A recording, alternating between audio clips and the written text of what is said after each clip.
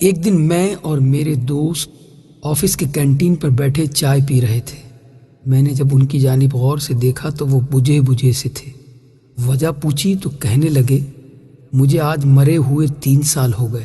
میں نے نظریں اٹھا کر ان کی آنکھوں میں دیکھا، جہاں اس جملے کے ساتھ ہی دنیا بھر کی نقاہت اتر آئی تھی۔ پھر کہنے لگے، میں ہمیشہ سے بدتمیز رہا۔ بچپن میں اسکول جاتے ہوئے ضد کرتا، کھانا کھاتے ہوئے ضد کرتا، نخرے کرتا، یہ نہیں کھانا، وہ نہیں کھانا۔ مجھے نہیں یاد کہ 5ویں کلاس تک میں نے اپنے ہاتھ سے نہایا، کھانا کھایا ہو، کپڑے پہنے ہو یا جوتوں کے تسمے بند کیے ہوں۔ باپ، بہن اور بھائی کی محبت مجھے نہ مل سکی۔ پرائمری اور مڈل اور پھر میٹرک تک یہی عادت رہی کہ رات کو سونے سے پہلے کتابیں، کاپیاں، بیگ، غرض تمام چیزیں ادھر ادھر بکھری چھوڑ کر سو جاتا، مگر صبح آنکھ کھلتے ہی دیکھتا کہ تمام چیزیں بہت سلیقے سے بستے میں پڑی ہوئی ہیں اور میرا بیگ بڑی نفاست سے میز پر رکھا ہوا ہے۔ مجھے لاکھ بار کہا جاتا کہ دودھ پی کر سونا، مگر میں نہیں پیتا تھا۔ لیکن جب صبح اٹھتا تو لبے شیریں، منہ کا ذائقہ بدلا ہوتا۔ پہلے پہل تو پتہ نہیں چلتا تھا، مگر آہستہ آہستہ پتہ چل گیا کہ رات کو نیند میں ہی دودھ پلا دیا جاتا تھا۔ رات کو کبھی آنکھ کھلتی تو دیکھتا کہ بارش ہو رہی ہے اور مجھ پر کمبل ڈال دیا گیا ہے تاکہ سردی نہ لگے۔ مجھے ہمیشہ گھر میں 2 ہی چیزوں سے چڑ رہی، ایک 11 سے 13 گھنٹے تک ہاتھ سے چلائی جانے والی سلائی مشین سے، اور دوسری روٹی کے کناروں سے کہ ان پر اکثر گھی لگنے سے رہ جاتا تھا۔ مگر روٹی کے وہ سوکھے ٹکڑے جو میں اتار دیتا تھا، نہ تو کبھی گھر سے باہر فروخت ہوتے ہوئے دیکھے اور نہ ہی کوڑا دان میں کبھی نظر آئے۔ اور جب بھی مجھے پیسے چاہیے ہوتے تو میں اسی سلائی مشین کا رخ کرتا جس سے مجھے چڑ تھی۔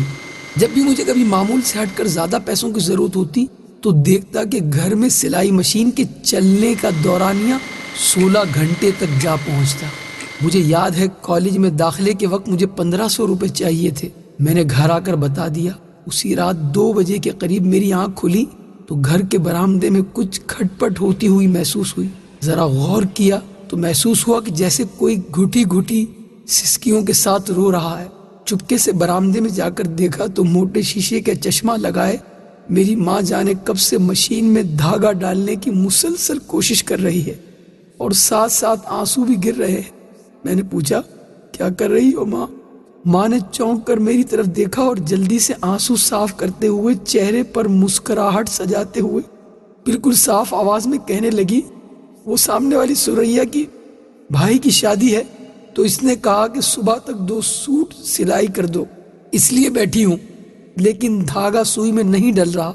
اس دن مجھے ماں کی حالت اور آنسو دیکھ کر احساس ہوا کہ مجھے کوئی چھوٹا موٹا کام کرنا چاہیے۔ میں مناسب کام بھی ڈھونڈتا رہا اور پڑھتا بھی رہا۔ ادھر FA مکمل ہوا، ادھر آفس میں کام مل گیا۔ میں نے گھر جا کر ماں کو بتایا تو وہ خوشی سے نہال ہو گئی۔